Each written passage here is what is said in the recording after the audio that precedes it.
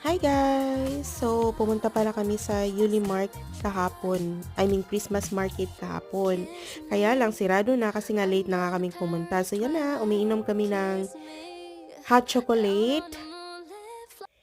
At yung katabi ng hot chocolate, guys, is yung Able Kea. Able Kea. In English is apple cake. Ang sarap niya talaga, guys. Grabe. So, yan. Sobrang sweet namin yung asawa. Naka-straw pa. Na-convince ko siya na maganon kami talaga. Kasi actually, ayaw niya. So, ayaw niyang pinipicturean siya. Ayaw niyang binibidyo siya. Pero wala lang siyang choice sa akin. Kaya yan, kami lang dalawa ni asawa nagdi-date. Kasi nga si anak ko is may work siya. At anyway guys, malaki na din siya. He has his own life.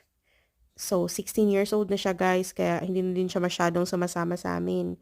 Eh, kami na lang talaga ng asawa ko. So, yan na guys, yun yung vlog namin kahapon. Thank you. Thank you for watching.